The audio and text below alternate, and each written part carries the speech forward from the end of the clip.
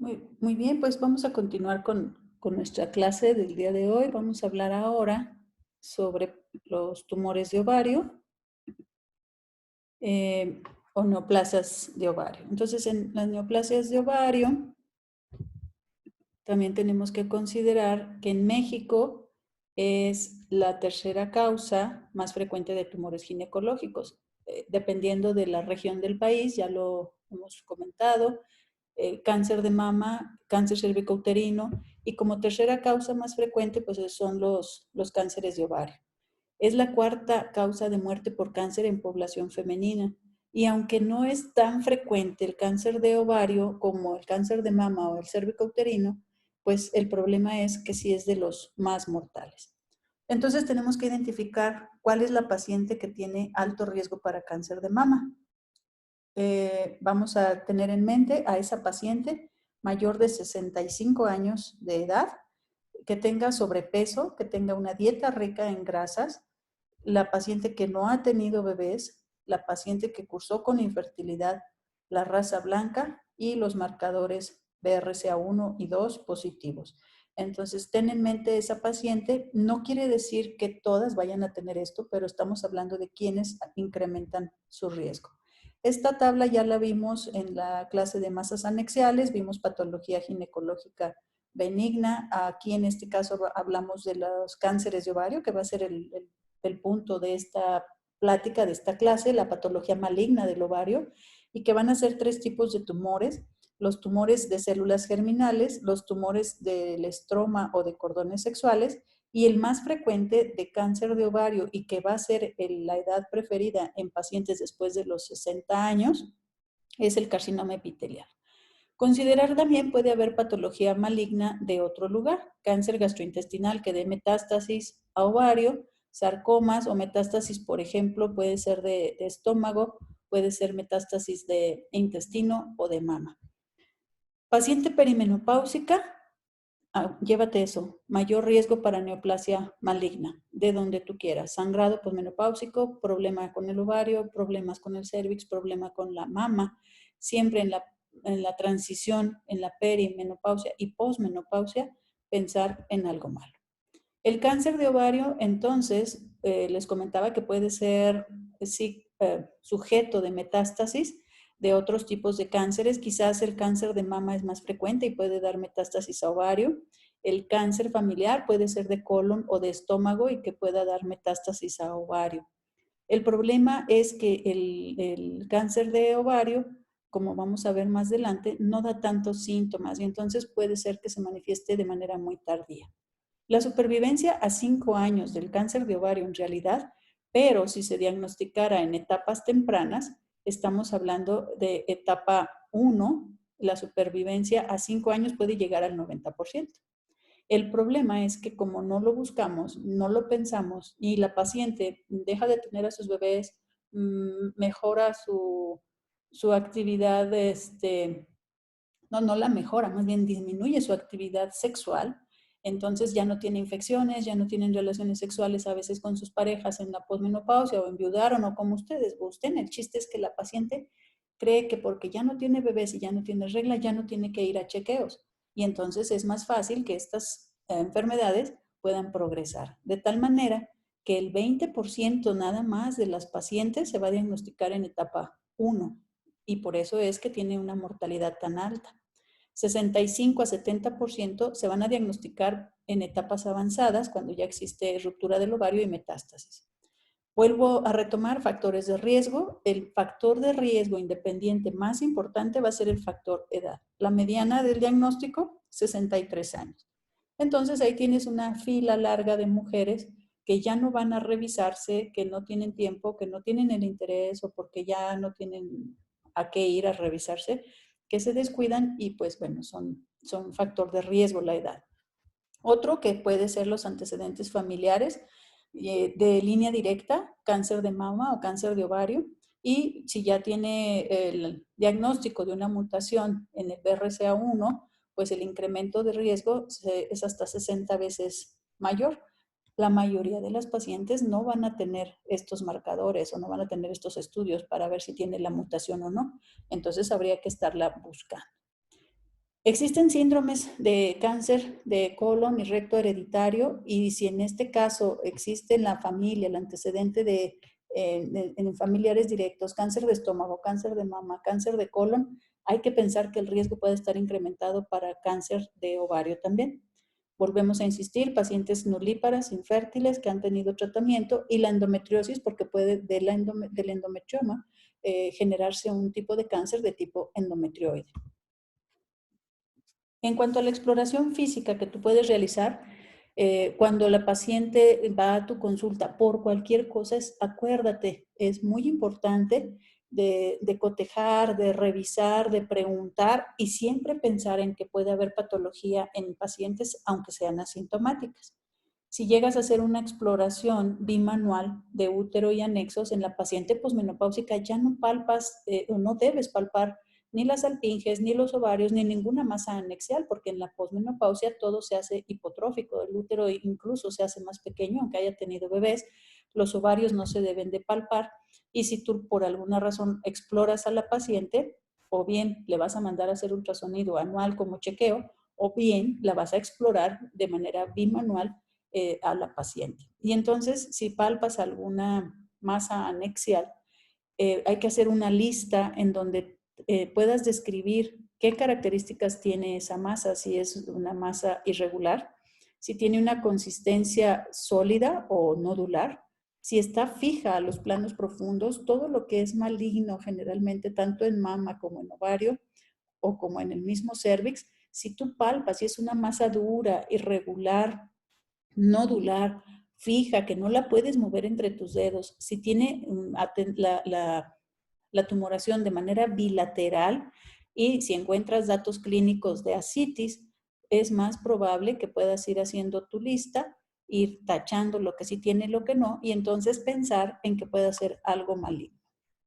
Los ovarios, lo pongo en esta imagen, no se deben de palpar en una mujer posmenopáusica. Si tú las revisas y palpas, mejor mándale a hacer algún estudio de imagen, el ultrasonido es una muy buena opción, o un marcador tumoral que no es específico para cáncer de mama, perdón, de cáncer de ovario, como lo vamos a ver más adelante, pero sí nos puede ser útil.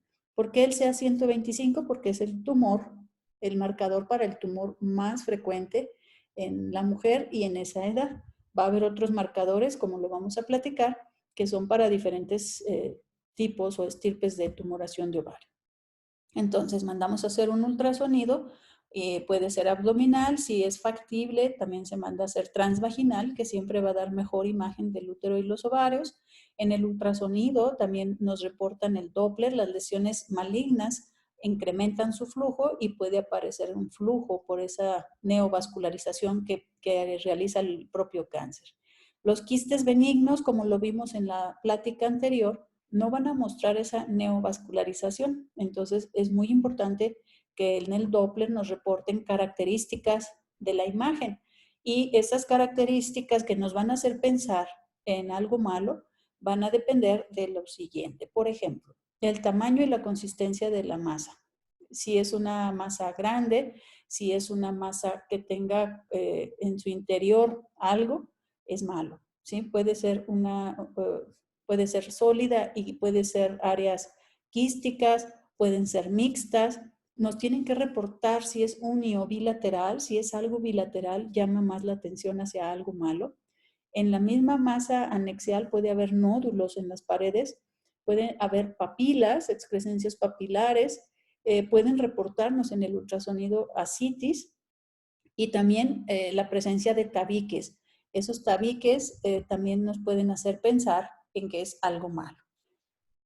Componentes sólidos con ausencia de hiperecosidad, puede haber componentes nodulares o papilas, y en este caso me interesa esto, los septos con un grosor mayor de 2 a 3 milímetros. Entonces puede haber imagen como en el ovario que les mostré en la presentación de masas anexiales, en donde puede haber un ovario grande con muchos folículos. Estos van a ser septos pero delgados, porque es la división entre un folículo y otro. En el caso del cáncer de ovario, no es un septo, es realmente un tabique. Miden el grosor de ese tabique y si es mayor de 2 a 3 milímetros es un dato sugestivo de malignidad.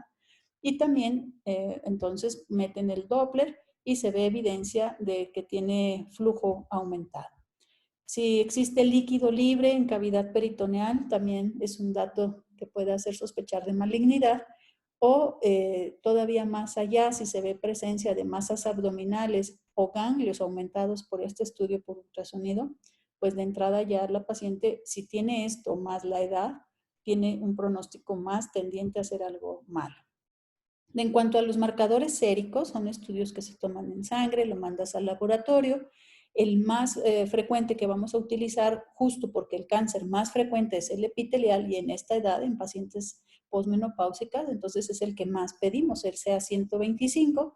Generalmente va a dar positivo en los cánceres epiteliales no mucinosos y los niveles elevados se van a encontrar en el cáncer epitelial en el 80% de las pacientes, ¿sí? El problema es que no es un marcador que salga positivo o tan positivo como para usarlo de tamizaje, porque de pronto se antoja, bueno, si es el cáncer más frecuente, el epitelial en las pacientes de 60 años, que se hagan CA125 anual y podríamos hacer una pesquisa. Pero el problema es que solo 50% se va a presentar en etapa 1. Entonces, realmente este marcador no nos va a servir como para hacer diagnósticos tempranos. Lo que sí nos puede ayudar es para hacer seguimiento. Ya tienes a una paciente con esa imagen sospechosa de cáncer, puedes medirlo y si se va a dar un tratamiento quirúrgico a la paciente, puedes estar midiendo de manera seriada el CA125 para ver que no exista reactivación de las tumoraciones. Existen otros marcadores séricos porque en el ovario existen diferentes tipos de tumores. El más frecuente, el cáncer más frecuente va a ser el epitelial y es el CA125, su marcador. Pero, por ejemplo, puede haber también tumoraciones de células germinales y estos van a dar elevación de la fracción beta, de la HCG. Por eso es que les platicaba yo que en una paciente solamente da positiva una prueba de embarazo, el embarazo o tumores productores de hormona gonadotropina. Entonces, cuando llega la paciente y así espantada, oiga, ¿y si es real que salió positivo, si estará embarazada? Pues ojalá que sea embarazo y no un cáncer o un tumor productor de la hormona gonadotropina. Entonces, tumores germinales malignos pueden dar fracción beta elevada. También pueden dar la deshidrogenasa láctica elevada y la alfa-fetoproteína. Vamos también a irlos analizando más adelante.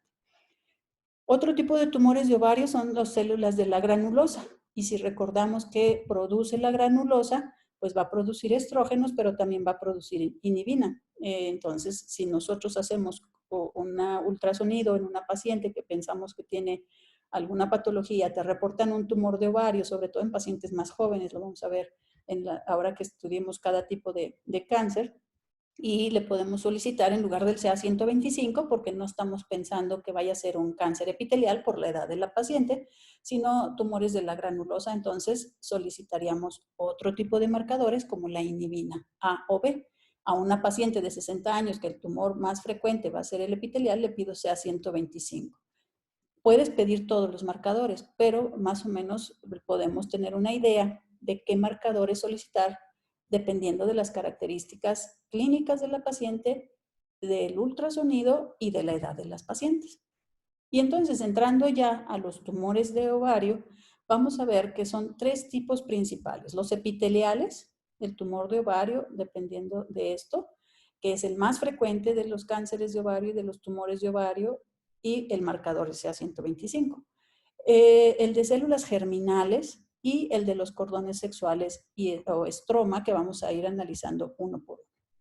En cuanto a los tumores epiteliales, van a iniciarse de las células del mesotelio en la superficie del ovario. Y puede haber 6 tipos principales. Entonces, el nombre es tumor epitelial y el apellido, uno de los apellidos puede ser seroso, puede ser mucinoso, puede ser endometrioide, que les platicaba yo que de un endometrioma podría haber cáncer de este tipo, del endometrioide. Puede ser un tumor epitelial de células claras o puede ser un tumor epitelial de Brenner e indiferenciado. Son los 6 apellidos que tienen los tumores epiteliales.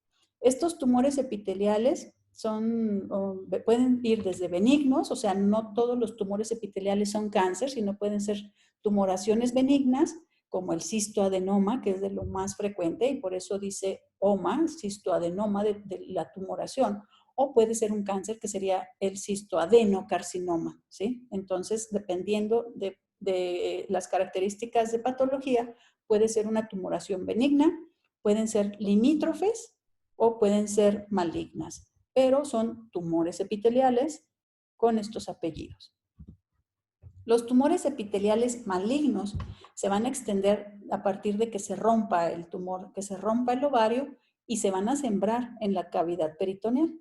Se considera de lento crecimiento los tumores epiteliales, pero son de un diagnóstico tardío.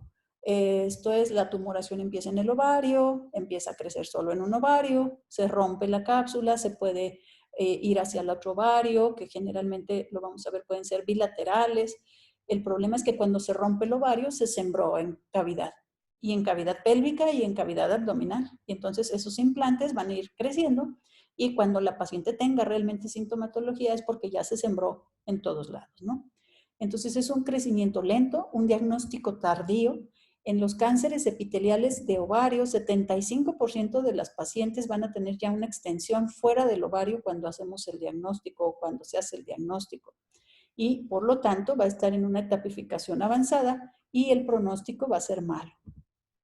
65 a 70% de los tumores de ovario, y lo pongo en rojo, van a ser tumores epiteliales.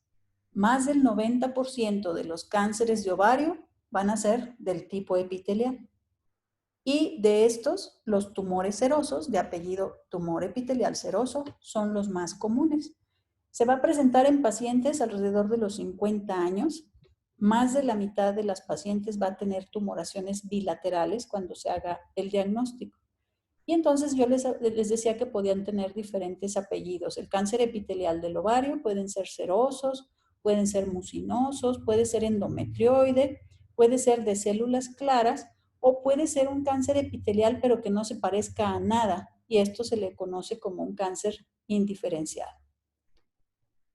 El cáncer epitelial de ovario va a tener elevado el marcador CA125 en el 80% de los casos, aunque no en etapas iniciales, como ya lo comenté. El CA125 se correlaciona más con la progresión o incluso con la regresión. Entonces se hace tratamiento, se hace cirugía, lo que se tenga que hacer, y se mide el CA125 a manera de vigilancia. El tratamiento de los cánceres epiteliales o de las tumoraciones epiteliales, pero más en este caso del cáncer, es obvio quitar esos ovarios. Se quita todo el epiplón o lo más que se pueda del epiplón.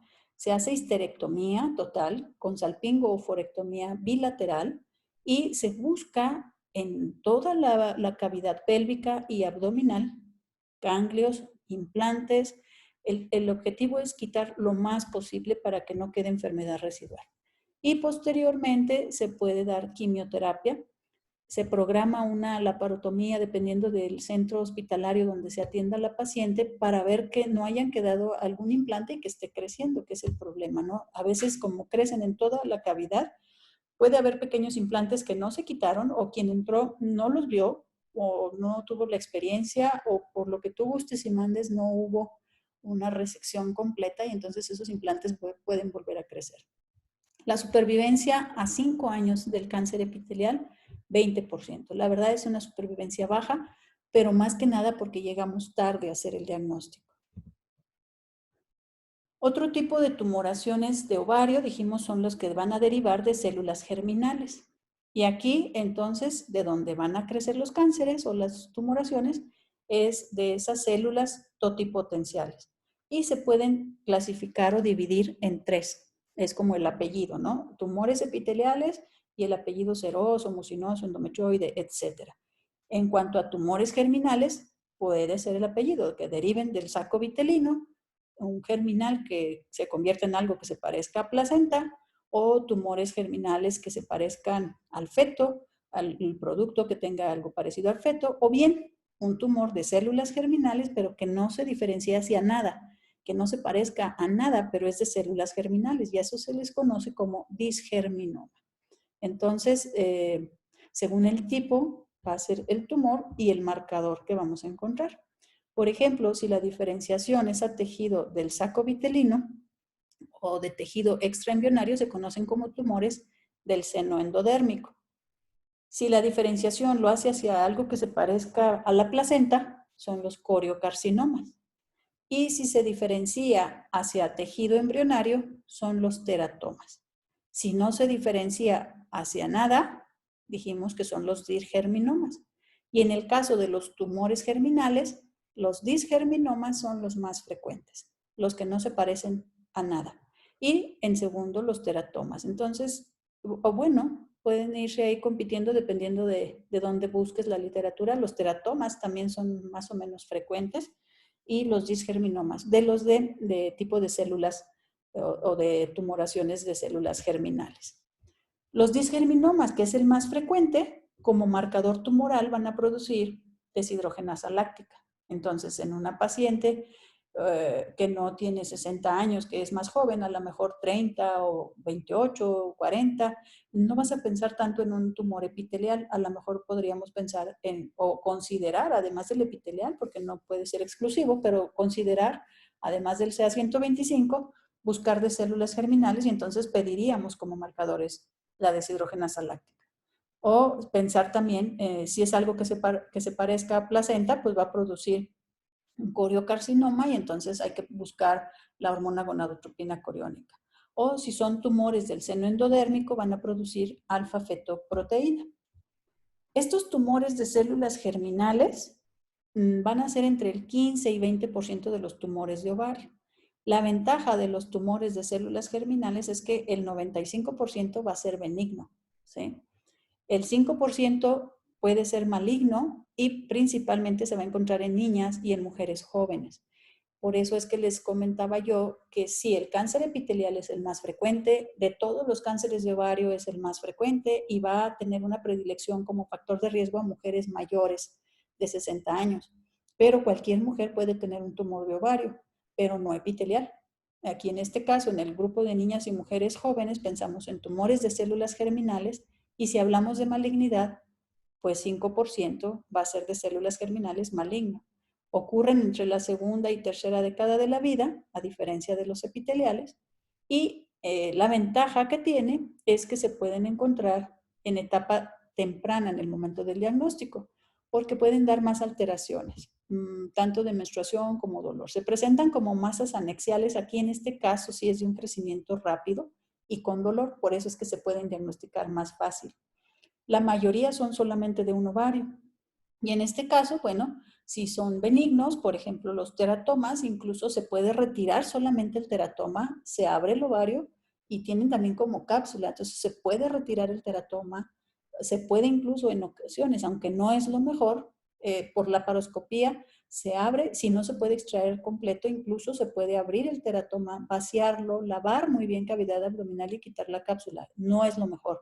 Lo ideal siempre es quitar todo completo, una sola pieza del tumor, si se puede quitar el tumor o si se tendría que quitar el ovario, bueno, valorarlo, pero sí se trata de ser cada vez más conservadores porque son pacientes jóvenes, en teoría, todavía con altas posibilidades de buscar la reproducción. Entonces hay que tratar de ser conservadores. Bilateral es raro, el tratamiento pues es remover el tumor o remover el ovario que se encuentre afectado, afortunadamente son unilaterales la mayoría de las veces y también son susceptibles a terapia farmacológica con quimioterapia, por ejemplo, y en el caso del disgerminoma son sensibles a radioterapia. La supervivencia de los cánceres de células germinales a 5 años, principalmente, es mucho mayor que los cánceres epiteliales. Por ejemplo, los disgerminomas tienen una supervivencia a 5 años del 85%, nada que ver con el 20% de los epiteliales. Si son teratomas inmaduros, 70-80% de supervivencia y de los tumores del seno endodérmico, 60-70% de las mujeres van a tener supervivencia mayor a 5 años. El tercer grupo de tumores de ovario van a ser los de los cordones sexuales, del estroma, y aquí el origen pues son esas gónadas embrionarias antes de que se diferencien hacia ovarios o testículos. La edad de presentación también es en mujeres un poco mayores, de 40 a 70 años, El más común es células de la granulosa teca. El 70% de los tumores del estroma van a ser dependientes de la granulosa teca. Y entonces hay que pensar qué produce la granulosa, qué produce la teca, y entonces saber qué cuadro clínico nos va a dar. Si produce estrógenos, nos va a producir endometrios, nos va a estimular al endometrio, y entonces también puede haber un sangrado posmenopáusico por esa formación de endometrio del tumor, que está estimulando el tumor. O bien, si produce andrógenos, la teca produce andrógenos porque son tumores de Sertoli Leydig, entonces va a haber también secreción hormonal, pero más hacia andrógenos. Y entonces puede ser una paciente que empiece a tener datos de hiperestrogenismo o de hiperandrogenismo, pero en una paciente en transición menopáusica, entonces no es como lo esperado. Son de bajo potencial maligno. Los tumores de la granulosa teca, entonces van a producir hormonas, y si producen demasiada cantidad de estrógenos, si fuera en una paciente joven, pueden producir o ser causa de pubertad precoz. Si es una paciente en edad reproductiva, por la cantidad de estrógenos, se puede manifestar como hemorragia, puede ser abundantes, o si es en la posmenopausia, una hemorragia posmenopáusica. Si son productores de andrógenos, virilización, hirsutismo, el cambio de voz, la presencia de acné e incluso la clitoromegalia.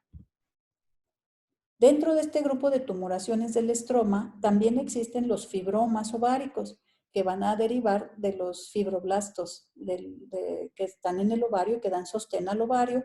Estos no producen hormonas, pero sí se ha visto un síndrome que se asocia a estos fibromas del ovario y que van asociados con ascitis y con hidrotórax. Entonces es la tumoración de ovario, ascitis e hidrotórax, este síndrome que se conoce como síndrome de Meggs.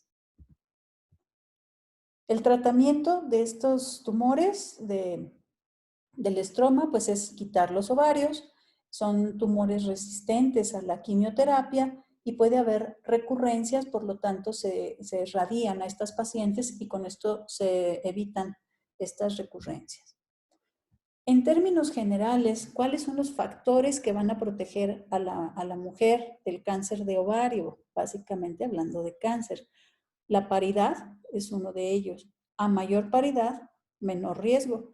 La paciente que ha tenido embarazos pueden disminuir su riesgo de un 40 a un 60%, y más o menos disminuyen el riesgo con cada parto, entre un 14 y un 22%. Entonces, sí es importante como protector la paridad, porque se mantiene en reposo el ovario y evita esas rupturas de las que les platicaba. Otro factor protector que se ha encontrado es el uso de anticonceptivos hormonales combinados. Esto va a mantener el ovario en reposo. El ovario no va a tener ovulaciones y por lo tanto esas microrupturas de la cápsula que puedan poner en riesgo al cáncer epitelial.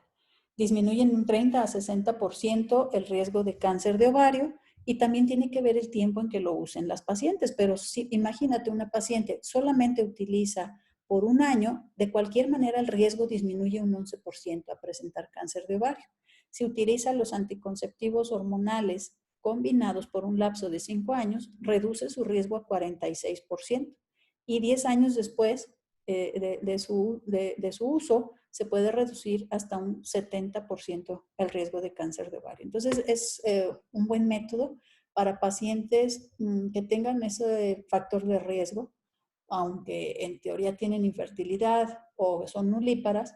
Si ves que la paciente tiene alteraciones menstruales, porque además si tiene sobrepeso y tiene ovario poliquístico, podemos utilizar el anticonceptivo como método para regular hormonas. Y aquí es donde cruzamos información dependiendo de la paciente que tú tienes, buscarle lo mejor para su salud en todos los sentidos. Vimos que el ovario poliquístico le iba a dar riesgo de hiperestrogenismo sostenido, y puede darle riesgo para cáncer de endometrio. Esa paciente que no ovula o que tiene ovulaciones pero no se embaraza porque no se casó o X y tiene sobrepeso, podemos ofrecerle estas opciones, ¿no?, de anticonceptivos a manera de protección, o incluso pacientes que tienen en su historia clínica familiares directos con antecedente de cáncer de mama, cáncer gástrico, cáncer de colon, pues a lo mejor, aunque no tengamos nosotros su estudio del BRCA, podemos sospechar que hay algo familiar y también se pueden ver favorecidas al usar los anticonceptivos.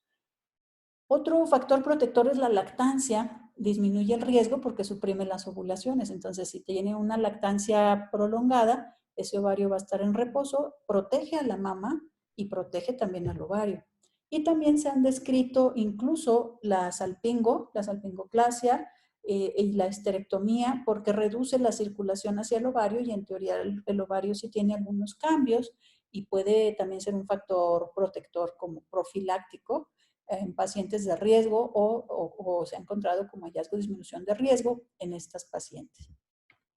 La forma de presentación clínica del cáncer de ovario generalmente es asintomático, sobre todo dijimos el cáncer más frecuente que es el epitelial, y se encuentra basado en el incidente, que la paciente fue por algo, algún chequeo o porque la revisaste por alguna otra cosa, o bien te lo encuentras en alguna cirugía que hubieras hecho por otra cosa, ¿no?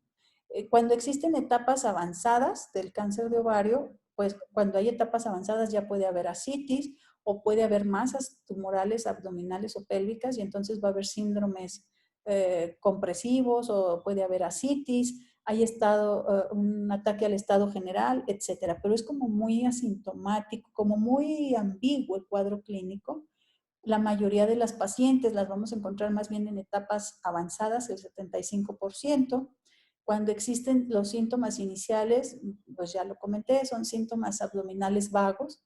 La paciente se siente distendida, tiene algo de náuseas, puede haber tenesmo, puede haber polaquiuria, compresión abdominal y entonces la puedes pasar tú como colitis, la puedes pasar como que está infladita, o le puedes dar tratamiento para infección de vías urinarias y si no pensamos en esta patología del cáncer de ovario, pues se nos puede ir a que aumente la etapa, ¿no?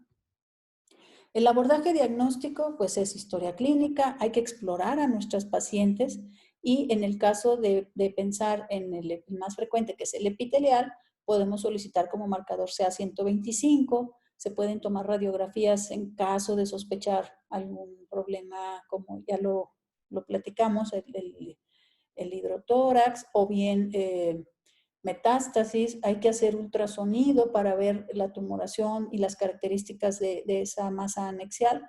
Se puede solicitar tomografía o resonancia, sobre todo si se está pensando ya en metástasis, e ir a una cirugía como muy dirigida, ver realmente lo que hay que ir a buscar. Si hay metástasis a órganos cercanos, pues la cistoscopía o buscar o hacer un estudio de rectosigmoidoscopía, si existe ascitis paracentesis y bueno, también descartar que no vaya a ser un problema de cervix el que esté ocasionando todo, entonces considerar todo. La utilidad del CA125, bueno, pues vamos a ver que es una glucoproteína que va a estar en las células que revisten los epitelios y que va a existir más bien una correlación con el estado de la enfermedad. Entonces, no tanto para diagnóstico, sino para pronóstico, para seguimiento, ¿no? O buscar recidivas. 80% se va a estar presente en el cáncer de ovario, que es el cáncer epitelial, lo vuelvo a repetir, pero puede estar positivo en 1% de la población, sin que la paciente tenga enfermedad.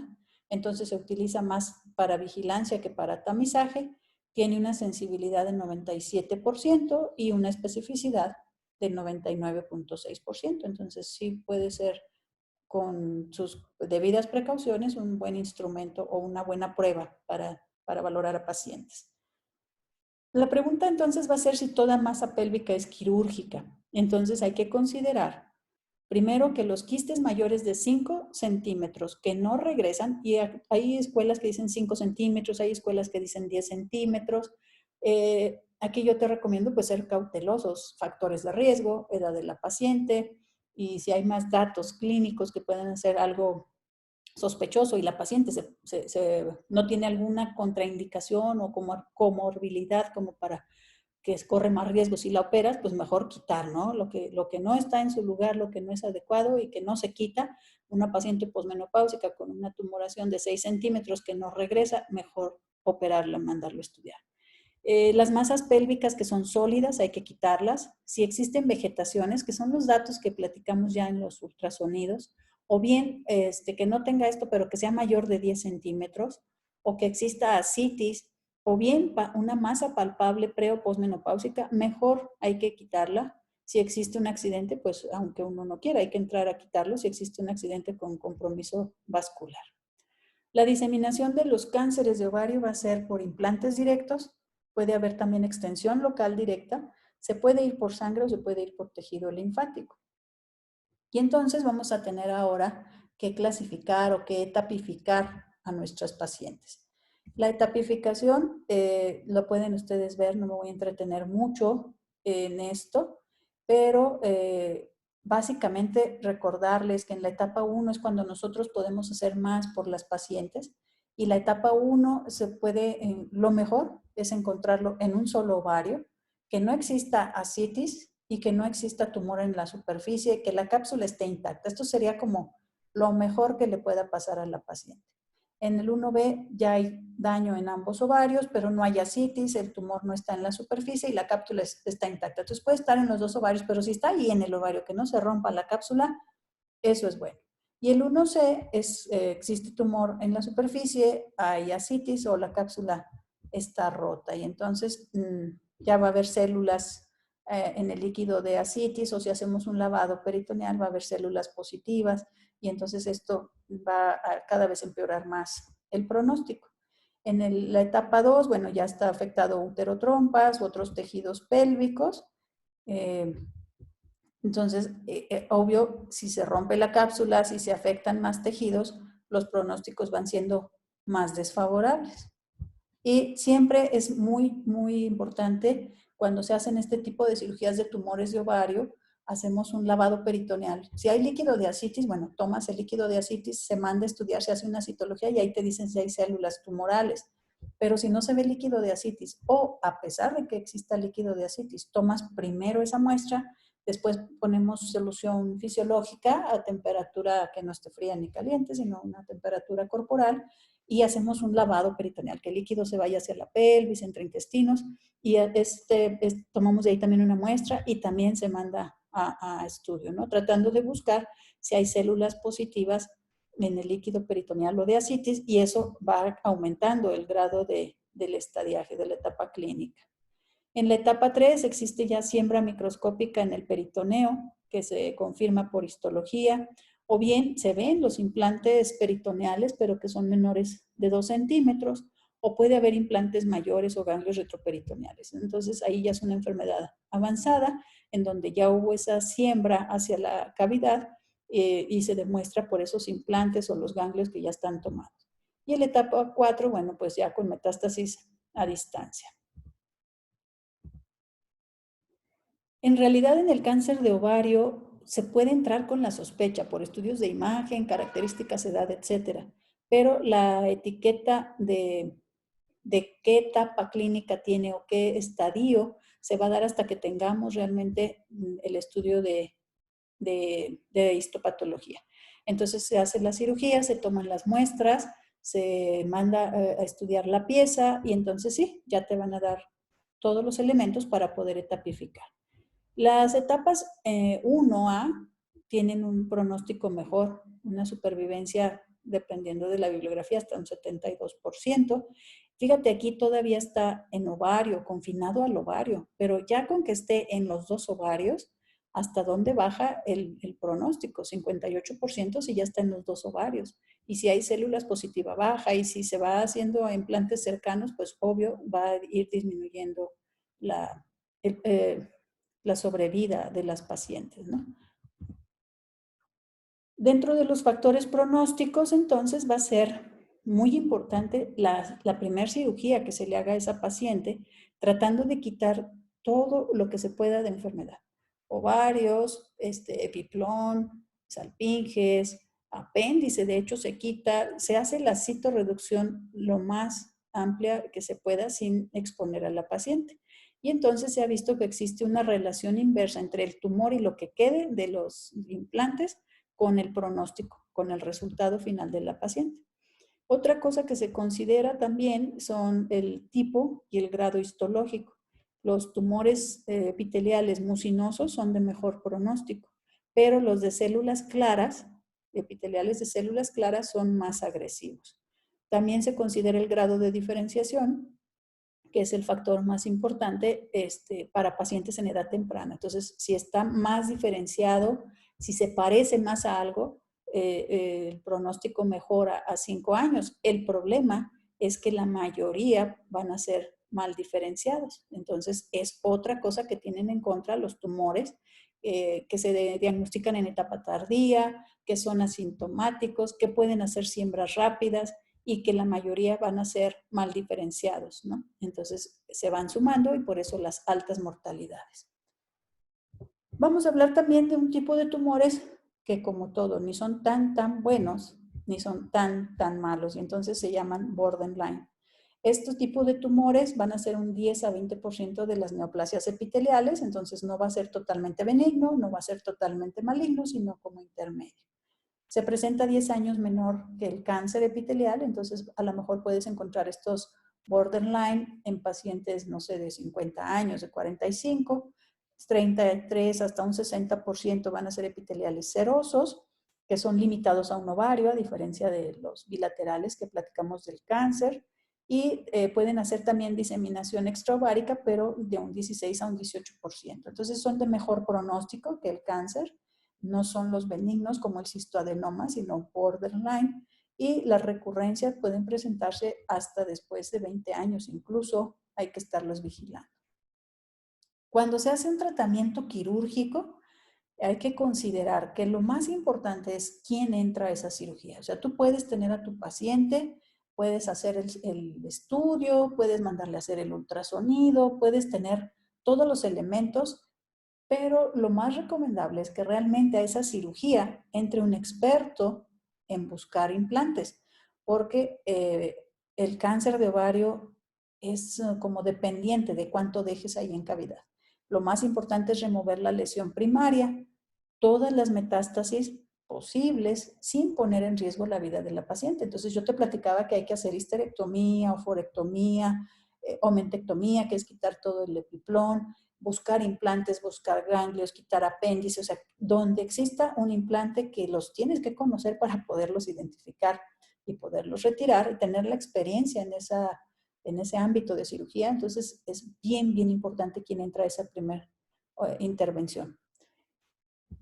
En general, la supervivencia de los pacientes con cáncer de ovario se correlacionan con qué tanto dejas ahí sembrado en la cirugía inicial. De tal manera que existe una clasificación de citorreducción dependiendo de cuánto se quedó y se considera subóptima si por alguna razón dejaste un implante mayor de 2 centímetros, que son implantes grandes, que en teoría no debería de suceder, pero claro, si entra alguien que no tiene la experiencia, pues puede pasar desapercibido. Una citorreducción óptima es cuando se dejan implantes menores de esos 2 centímetros, y una citorreducción ideal sería que dejáramos lo mínimo o que se dejara lo mínimo de tejido, que es menor a medio centímetro. Cuando ya tenemos a las pacientes operadas, entonces sí, hay que hacer un seguimiento que nos puede tocar a nosotros, y ese seguimiento hay que estar bien atento. La paciente con cáncer de ovario principalmente no la vas a dar de alta. Hay que hacer cada 2 a 4 meses un seguimiento por 2 años, considerando que pudiera haberse quedado algún implante que no se vio. Después de esos 2 años hay que revisar a la paciente cada 3 a 6 meses por 3 años más. Aquí ya estamos hablando de 5 años de seguimiento, que dijimos que era como la sobrevida, ¿no? Donde van las estadísticas a 5 años. Y si la paciente vive para esa época, pues entonces anualmente de por vida. No vas a dar de alta a una paciente que haya tenido cáncer. ¿Por qué lo recalco? Porque me ha tocado ver pacientes en el consultorio que la revisaron en su centro hospitalario o su oncólogo y que estaba bien. Y pasados 8 años, le dijeron, no señora, usted ya está bien, váyase a su casa, y no se vuelven a revisar. ¿Y qué hay mejor noticia para una paciente que tuvo cáncer? Que te digan que ya no hay necesidad de revisarte. El problema es que me ha tocado ver 2 o 3 pacientes que después de varios años regresan por distensión abdominal, por una sensación de plenitud, etcétera. Las veo y resulta que tienen ascitis y tienen un cáncer terminal, ¿no? Por algún implante que se quedó y no no se hizo el seguimiento adecuado. Por eso es que les recalco muy bien que no las den de alta. Finalmente la paciente va a confiar en su médico y el médico de primer contacto es el que se queda más tiempo con las pacientes. ¿Cómo buscamos las recurrencias? Bueno, si fue un cáncer epitelial, si ya tienes tú el reporte histopatológico, pues le vas a pedir sea 125 anual, por ejemplo, ¿no? O se pueden solicitar estudios como la tomografía. Bueno, esto no lo vamos a solicitar nosotros de manera rutinaria, pero se puede utilizar el PET o la resonancia magnética si existe la duda de si hubiera implantes o actividad tumoral. No sé si la ubiquen, pero es una actriz que murió por cáncer de ovario y que le hubiera gustado haber hecho un diagnóstico oportuno. Créanme que le hubiera gustado, pero como ella, hay muchas. Entonces, por eso hay que ser acuciosos, hay que pensar en esta enfermedad y aunque no sea la más frecuente, volvemos a decir que tenemos como más frecuente al cáncer de, de mama, al cáncer de cervicouterino, pero sí es importante que tengamos en consideración también esta patología. Bueno, aunque es un tema un poquito largo y tedioso, es un tema bien interesante. El ovario tiene, como ya lo vimos, un montón de posibilidades de hacer cáncer de los diferentes, aunque es un ovario tan pequeño, diferentes tipos de células, y entonces hay que pensar en eso. De entrada, quédense con que el más frecuente es el epitelial, que se presenta en posmenopáusicas y que lo vamos a diagnosticar tardíamente, siempre y cuando no cambiemos de pensamiento. Si nosotros nos llevamos de tarea que hay que buscarlo, entonces dentro de los exámenes rutinarios, si tienes tus pacientes privadas, además de mastografía, Papá Nicolau, a lo mejor valdría la pena anualmente un ultrasonido pélvico o hacer la exploración bimanual, aunque te va a costar un poco de trabajo convencer a una paciente que ya no regla de que se haga un estudio o que se permita hacer una exploración bimanual. Pero está el ultrasonido, que es una muy buena opción también. Bueno, jóvenes, pues igual está el chat o el foro para que si gustan hacer aportaciones, ahí nos ponemos en contacto. Que tengan un muy bonito día.